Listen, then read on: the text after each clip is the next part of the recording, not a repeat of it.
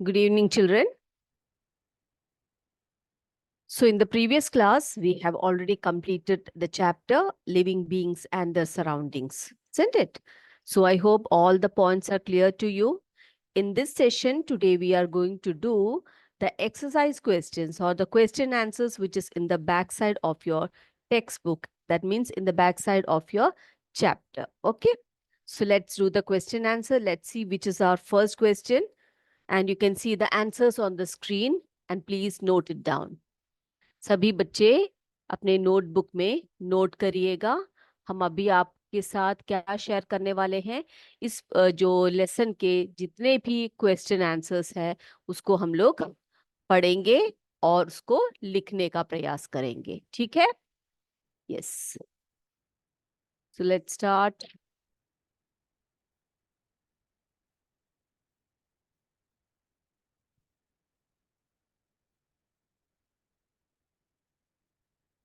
Okay, children. So the first question is, what is habitat?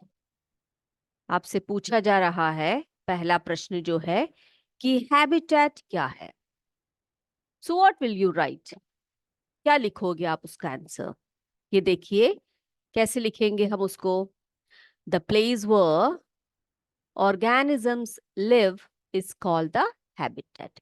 जहां पर जो organisms होते हैं वो जीते हैं या जीवित रहते हैं उसको हम हैबिटेट कहते हैं। हैबिटेट मीन्स अ ड्वेलिंग प्लेस, या जैसे जहां पर उनका वास स्थल होता है। हम ड्वेलिंग प्लेस किसे कहते हैं? जो उनका वास स्थल होता है। The habitat provides food, water, air, shelter and other needs to organisms. तो इसमें क्या बोला जा रहा है? जो हैबिटेट है वो क्या है? The place where organisms live, जहां पर ऑर्गेनिजम्स जो है जीते हैं, उसी को हम क्या कहते हैं? हैबिटेट कहते हैं। और वो उनका वास स्थल है, यानी कि ड्वेलिंग प्लेस है।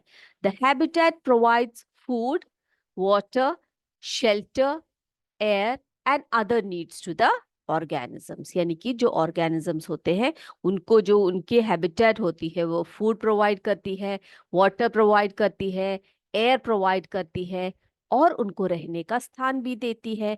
तो ऐसे ही एक जगह को हम उनका हैबिटेट कहते हैं। Clear? Okay children, note it down quickly. सभी बच्चे जल्दी जल्दी से इस आंसर को लिख लीजिएगा।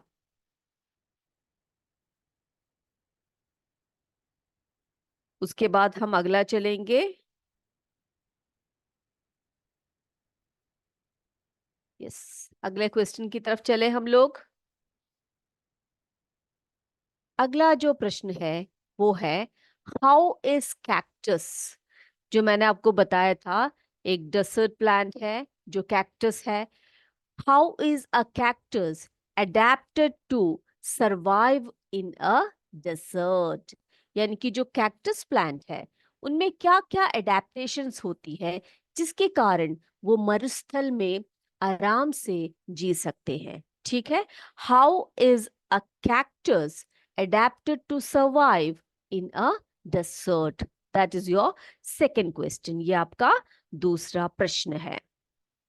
Okay okay? तो इसका हम आंसर क्या लिखेंगे? हम पढ़ चुके हैं जो कैक्टस होती है उसमें बहुत सारे एडेप्टेशन होती है जिसके कारण वो डेजर्ट में आराम से रह सकते हैं, आराम से उनका जो ग्रोथ हो सकता है ना? तो क्या क्या है, हम कैसे लिखेंगे इस आंसर को? Adaptation of a cactus are as follows. जो नीचे दिए गए जो पॉइंट्स है उनको आप लिखेंगे तभी आपके पूरे अंक आएंगे। ठीक है? ओके, क्या क्या लिख सकते हैं हम लोग कैक्टस के एडेप्टेशन के बारे में? क्या लिख सकते हैं बच्चे हम लोग, बताइए। या हम पहले सबसे पहले तो बात करेंगे, किसकी बात करेंगे हम लोग? सबसे पहले हम बात करेंगे उनके जो लीव्स के बारे में, है ना? क्या लिखेंगे हम लोग? The leaf is replaced by the spine to reduce transpiration. यानी कि जो कैक्टस प्लांट होती है उसमें जो लीफ होती है उसकी जगह पर क्या होती है, यानी कि जो उनकी लीफ होती है वो रिड्यूस्ड हो जाते हैं स्पाइन के रूप में, है ना?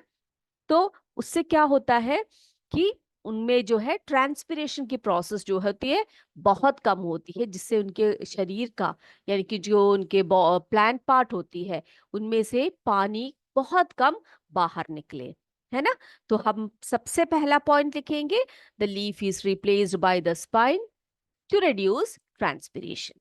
अब दूसरा पॉइंट लिखेंगे हम लोग, the stem carry out photosynthesis. अब जो प्लांट्स होते हैं उनमें जो स्टेम्स होती है वो क्या करते हैं, फोटोसिंथेसिस को परफॉर्म करते हैं। क्यों करते हैं, मैंने आपको बताया था, क्योंकि उनकी जो स्टेम होती है वो फ्लैशी होती है और ग्रीन कलर्ड होती है ना। ग्रीन कलर्ड स्टेम होती है उनकी, तो उनमें क्लोरोफिल होता है। तो इसी कारण लीफ जो स्पाइन्स में रिड्यूस हो जाते हैं, लेकिन उनकी जो स्टेम्स है वो देखने में लीव्स जैसे लगते हैं। Also they contain chloroplast which helps in photosynthesis. तो सेकेंड पॉइंट हम लिखेंगे, stems carry out photosynthesis. Next, a thick waxy layer, ये देखो, a thick waxy layer surrounds the leaf to retain water. अब जो है लीफ में हमने देखा है कि एक वैक्सी कोटिंग होती है। जब हमने पढ़ा था कि जो लीव्स होती है वो कैसे होती है, एक वैक्सी कोटिंग उनमें होती है, जिससे क्या होता है कि पानी जल्दी से बाहर, उनके जो लीफ होती है, आई एम सॉरी, उनकी जो प्लांट पार्ट होते हैं उनमें से बाहर पानी ज्यादा नहीं बाहर निकलते। ठीक है, तो उनकी वैक्सी कोटिंग, ये थिक वैक्सी कोटिंग या layer, it surrounds a leaf to retain water. Next, the roots of a cactus. अब रूट्स के बारे में हम पढ़ चुके हैं, उसके क्या पढ़ा था हमने, the roots of a cactus are deeply rooted inside the soil to absorb water. आपको पता है मरुस्थल है, डिसर्ट है ना। तो कैसा है, जो प्लांट्स होते हैं वहां के, उनके जो रूट्स होते हैं बहुत ही डीपली रूटेड होते हैं, क्योंकि पानी बहुत गहराई में देख सकते हैं हम लोग वहां पर मिलता है। So the roots of a cactus are deeply rooted inside the soil to absorb water. So these are the adaptation of a cactus, okay, to survive in the desert. ये हम 4 पॉइंट्स करके इसको लिखेंगे। सभी बच्चे जल्दी जल्दी से इन चारों पॉइंट्स को लिख लीजिए।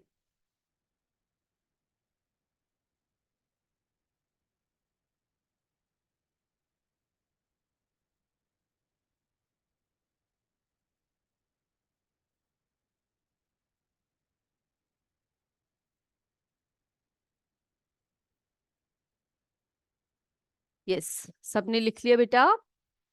Okay, okay, let's move to the next question. अब देखिए बेटा, अब हमसे पूछा गया है, कौन सा क्वेश्चन है, फिल इन द ब्लैंक्स। आपने क्या करना है, जो रिक्त स्थान दिया हुआ है, जो ब्लैंक दिया है, उसमें जो है एप्रोप्रिएट आंसर आपने फिल करना है। पहला वाला देखिए, पहले मैं आपको क्वेश्चन दिखाती हूँ। The presence of specific features which enable a plant or an animal to live in a particular habitat is called dash। यानी कि जो प्लांट्स या एनिमल्स में कुछ ऐसे फीचर्स जिनके कारण वो एक पर्टिकुलर हैबिटेट में आराम से जी सकते हैं, है ना। तो उनमें कुछ ऐसे स्पेशल फीचर्स आ जाते हैं उनके सराउंडिंग्स के अकॉर्डिंग। तो उसको हम लोग क्या कहते हैं, उन स्पेशल फीचर्स को हम लोग क्या कहते हैं, क्या कहते हैं बेटा, सोचिए। तब तक हम जरा सेकंड क्वेश्चन की तरफ बढ़ लेते हैं, उसके बाद हम आंसर्स लिखेंगे। Okay, the habitats of the plants and animals that live on land are called dash habitats. Okay, अब जो है उन हैबिटेट्स को हम क्या कहते हैं जिसमें प्लांट्स और जो एनिमल्स है वो कहाँ पर रहते हैं, स्थल पर रहते हैं, यानी कि लैंड में रहते हैं। तो इस तरह के हैबिटेट को हम लोग कौन सा हैबिटेट कहते हैं? The habitats of the plants and animals that live on land are called dash habitat। सोचिए, अगला चलते हैं। Next one, The habitats of plants and animals that live in water are called dash habitats, यानी कि वो जो plants और animals के habitat, जो जो एनिमल्स और प्लांट्स कहाँ रहते हैं, वाटर में रहते हैं, पानी में रहते हैं, तो उस तरह के हैबिटेट्स को हम कौन सा हैबिटेट्स कहते हैं? हम लोग पढ़ चुके हैं कौन सा हैबिटेट्स हम लोग अ, पढ़े हैं, है ना? यस। उसके बाद जो डी है वो है soil, water and air are the dash factors of a habitat. आप सोचिए, सॉइल, वाटर और एयर, वो कौन से फैक्टर्स हैं? लिविंग फैक्टर्स है या नॉन लिविंग फैक्टर्स है? आप बताइए, हैं? उसके बाद next one, changes in our surroundings that make us respond to them are called dash। जो हमारे सराउंडिंग्स में जो चेंजेस हो रहे हैं और जिसे हम रिस्पॉन्ड करते हैं हम रिस्पॉन्ड करने के लिए मजबूर हो जाते हैं, ऐसे को हम लोग क्या कहते हैं? देख लिया क्वेश्चन सभी बच्चों ने? सबने देख लिया ना? अब क्या करेंगे, हम एक एक करके इनके आंसर्स को देखेंगे। डन?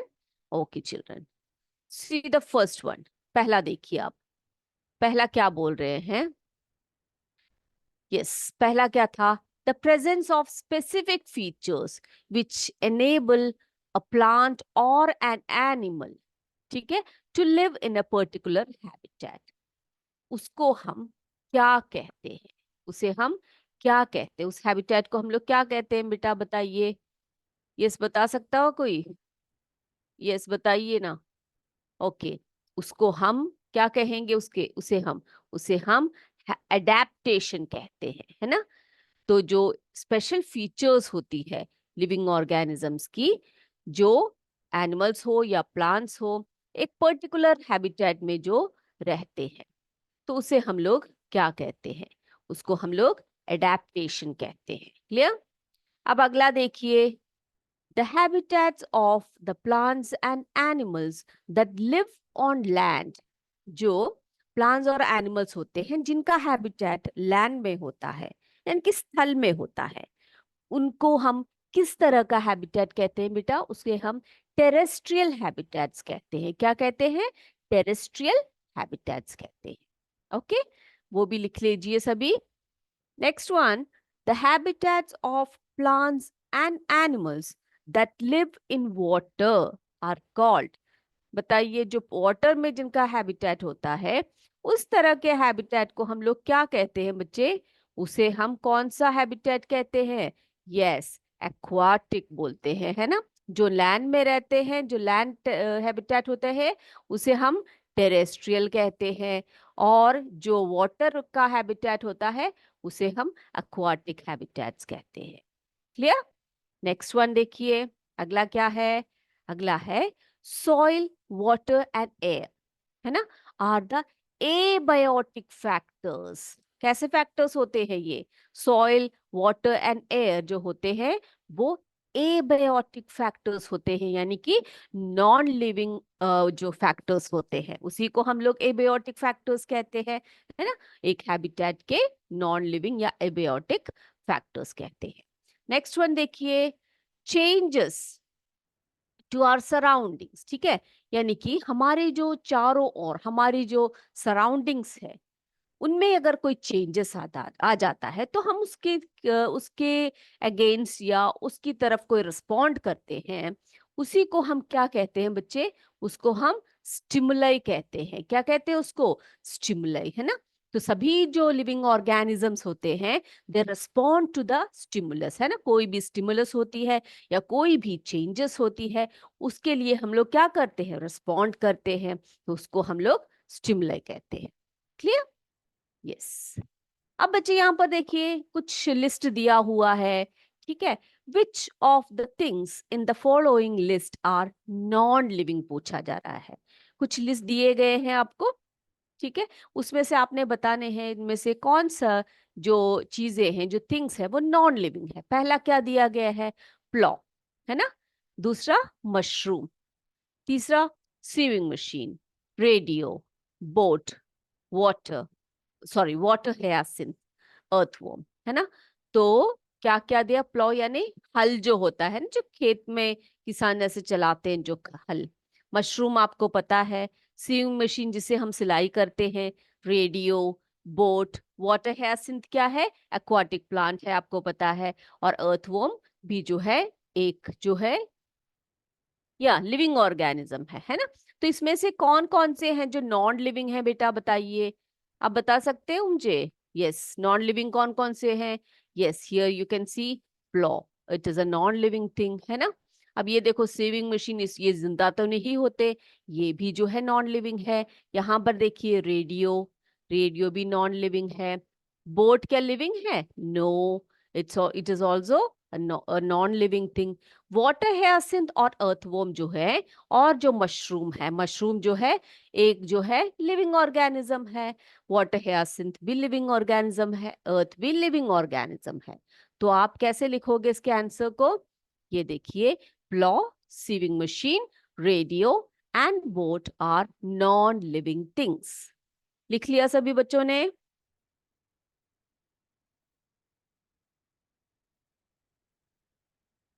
ओके, अगले क्वेश्चन की तरफ चले बच्चे। अगले क्वेश्चन की तरफ चलते हैं हम लोग। अगर आपने ये आंसर लिख लिया है, आगे बढ़ते हैं। ओके, बहुत ही इंटरेस्टिंग क्वेश्चन आने वाला है आपके पास, ये देख सकते हैं आप लोग।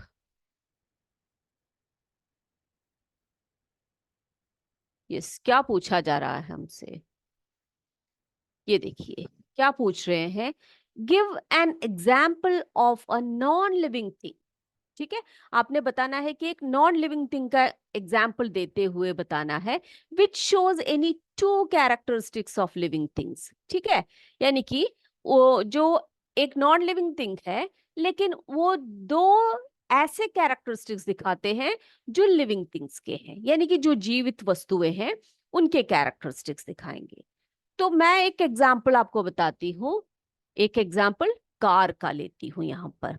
Okay, car. अब आप सोचोगे car is a non living thing, और मैम क्या बोल रही है हमसे कि ये लिविंग थिंग्स के दो कैरेक्टरिस्टिक्स दिखाते हैं। ओके, देखिए जरा फीचर्स कौन कौन से दिखाते हैं ये लोग। Okay, let's see. अब देखो कार के बारे में दो features, it can move like living beings, है ना। जो कार है वो क्या करती है, वो चलती है रोड पे। देखा है आपने, कार हो या बस हो या अन्य कोई वाहन हो या अन्य कोई गाड़ी हो, है ना, व्हीकल्स हो, वो क्या करते हैं, they can move, that means it can move like living beings. It needs energy to do work. अब लिविंग बीइंग्स का एक कैरेक्टर है कि वो मूव करते हैं, है ना। तो ये जो कार है उसके अंदर मशीनरीज होती है, इसी कारण वो चलते हैं।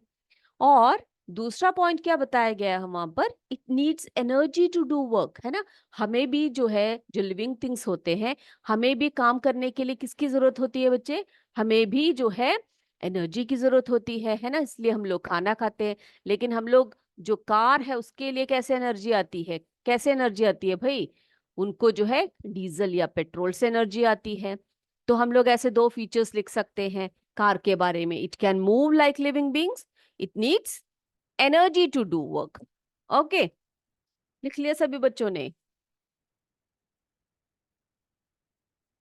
अगला चलते हैं।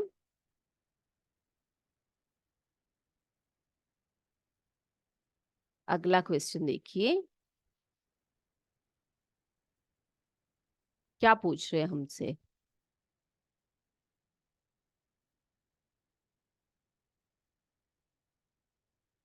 ओके चिल्ड्रन, हियर, ये लिख लिया ना सभी बच्चों ने। ये क्वेश्चन, ये क्या था क्वेश्चन हमारा, give an example of a non-living thing which shows any two characteristics of living things। ये था हमारा फिफ्थ क्वेश्चन। इसका आंसर हमने लिखा एग्जाम्पल कार करके लिखा। You can write any other vehicles also. Okay, अब कोई भी व्हीकल्स के बारे में आप यहाँ पर एग्जाम्पल दे सकते हो।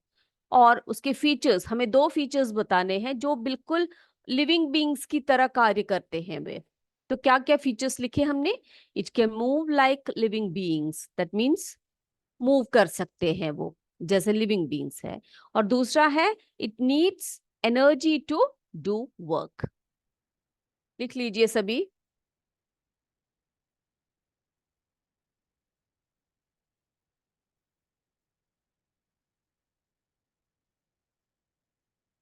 Okay, next one, which of the non-living things listed below were once part of a living thing? बहुत ही इंटरेस्टिंग सा क्वेश्चन है आपके लिए। ये देखो क्या पूछा जा रहा है, क्या पूछ रहे हैं यहाँ पर। यानी कि आपको जो है कुछ लिविंग थिंग्स के लिस्ट दिए गए हैं, I am sorry, non living things के, ठीक है। और ये जो है कभी लिविंग थिंग्स के पार्ट हुआ करते थे, यानी कि जो जीवित वस्तुएं हैं उनके भाग हुआ, यानी कि उनके अंग या उनके भाग या उनका एक पार्ट हुआ करते थे। क्या आप बता सकते हो कौन कौन से हैं? देखें हम लोग क्या क्या दिया हुआ है हमें। एक दिया है बटर, ध्यान से सुनिए, बटर। दूसरा दिया है हमें लेदर। तीसरा soil, wool, electric bulb, cooking oil, salt, apple, rubber.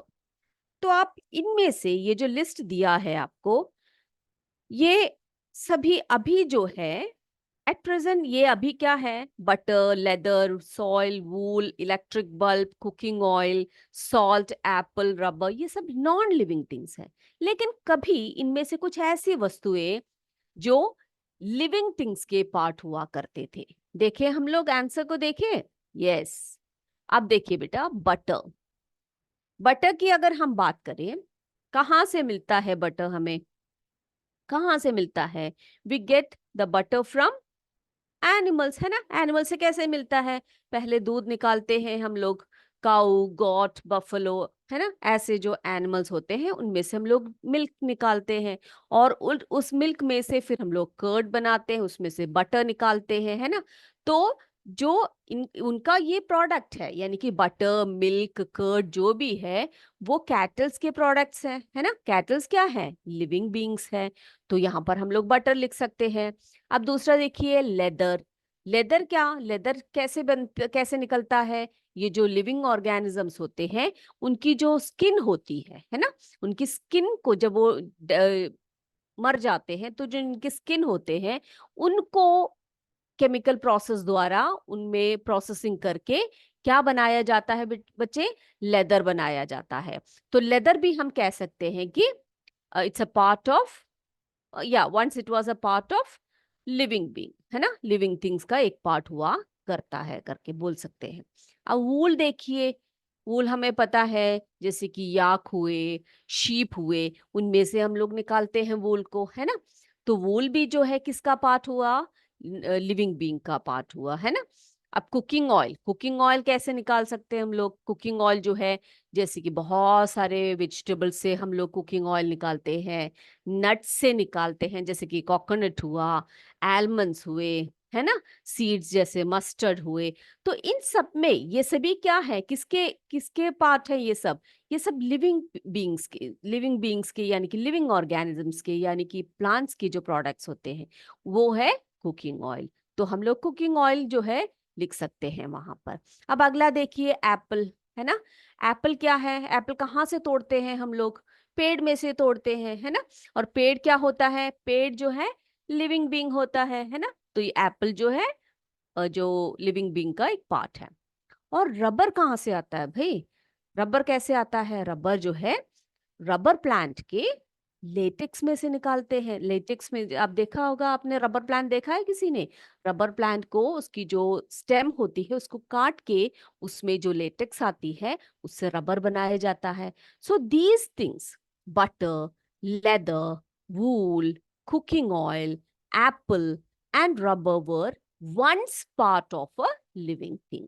ठीक है, कभी हुआ करते थे। ऐसे करके हम लोग इसका आंसर लिखेंगे। ओके बच्चों, तो सभी बच्चे आंसर लिख लीजिए सिक्स्थ का।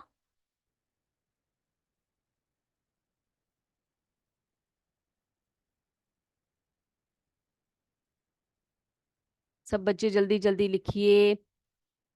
हमारा क्वेश्चन क्या था?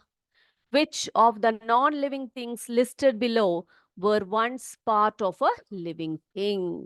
यानी कि कभी हुआ करते थे लिविंग थिंग्स के पार्ट, और आपको इतने सारे प्रोडक्ट्स के नाम दिए हैं और आपने उसका आंसर इस तरह से लिखना है। Shall we move to the next question?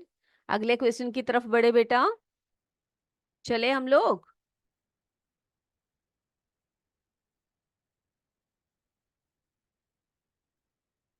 Okay, ये अगर हो गया है तो हम लोग अगले क्वेश्चन की तरफ बढ़ते हैं। यस, अगला क्या पूछा जा रहा है हमसे? List the common characteristics of living things. क्या बोला जा रहा है? लिस्ट द कॉमन, जो हमने कल पढ़ा था, है ना? कल पढ़ा था हमने, यानी कि जो लिविंग थिंग्स होती हैं उनके कॉमन कैरेक्टरिस्टिक्स क्या होते हैं या उनके स्पेशल फीचर्स क्या होते हैं जो उन्हें नॉन लिविंग थिंग्स से अलग करते हैं। देखिए हम लोग, यस, पहला हम लोग लिखेंगे, क्या लिखेंगे सबसे पहले? Common characteristics of living things are as follows. कौन कौन से हैं? क्या क्या है? रेस्पिरेशन, है ना? सबसे पहले हम रेस्पिरेशन लिखते हैं। रेस्पिरेशन क्या प्रोसेस बताया था मैंने आपको? या क्या? इनहेलेशन एंड एक्सहेलेशन, है ना? जो लिविंग बींग्स में होता है, यानी कि intake of oxygen and giving out, क्या क्या कौन सा गैस को बाहर छोड़ते हैं? कार्बन डाइऑक्साइड को बाहर छोड़ते हैं। उसी प्रोसेस को हम लोग क्या बोलते हैं? रेस्पिरेशन प्रोसेस कहते हैं। और इससे क्या रिलीज होती है? क्या रिलीज होती है इससे? एनर्जी रिलीज होती है ना? तो respiration is the process by which the living organisms take oxygen and they give out the carbon dioxide and it releases energy inside the body. Clear? Yes. तो सबसे पहला कैरेक्टरिस्टिक हम याद रखेंगे, रेस्पिरेशन। दूसरा देखिए क्या है? दूसरा है फूड इनटेक, है ना? फूड इनटेक यानी कि भोजन को लेना, भोजन को लेना, फूड इनटेक। तो all the living beings they need food to grow, to for the wear and tear of their body parts, है ना? और उनके जो अंदर की जितने भी प्रोसेस होती है उन सब के लिए किसकी जरूरत होती है? उन्हें न्यूट्रिशन की जरूरत होती है, उन्हें फूड की जरूरत होती है। ओके, तो जो दूसरा कैरेक्टरिस्टिक है, जो नॉन लिविंग थिंग्स है उनको फूड की जरूरत नहीं होती है, वो फूड नहीं खाते। आपने देखा है क्या कभी? जो पत्थर होते हैं या मिट्टी या फिर जो पहाड़ होते हैं वो खाना खा रहे हैं बैठकर? नहीं देखा ना? लेकिन जो सारे जो जितने भी लिविंग ऑर्गेनिजम्स हैं उनको फूड की जरूरत पड़ती है। तो दूसरा पॉइंट हम लिखेंगे फूड इनटेक। क्लियर? यस। अगला प्रोसेस कौन सा है देखते हैं। अगला जो है प्रोसेस है वो है respond to stimuli. Respond to stimuli.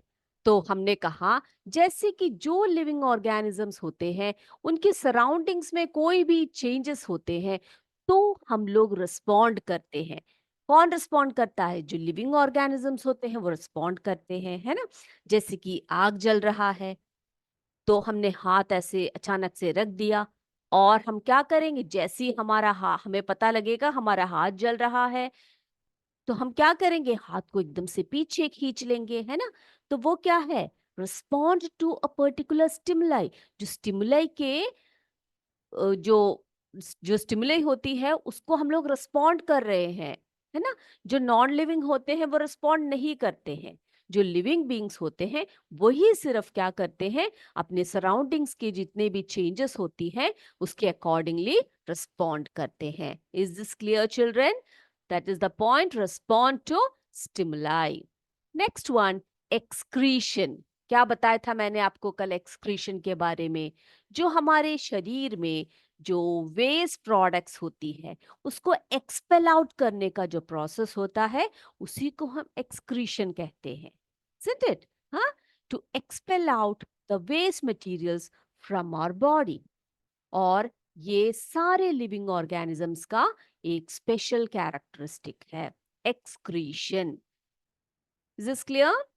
तो एक्सक्रीशन हम क्या कर सकते हैं? एक्सक्रीशन को हम लोग लिविंग ऑर्गेनिज्म का कैरेक्टरिस्टिक करके लिखेंगे। Okay, next one is the movement, है ना। जो लिविंग ऑर्गेनिज्म होते हैं उनमें क्या होती है, उनमें मूवमेंट होती है, उनके शरीर में मूवमेंट होती है। दे can move from one part two the another, है ना, एक जगह से दूसरी जगह पर जा सकते हैं। That process is known as locomotion, हमने पढ़ा था, है ना। मूवमेंट होती है, उनकी बॉडी पार्ट्स में मूवमेंट होती है।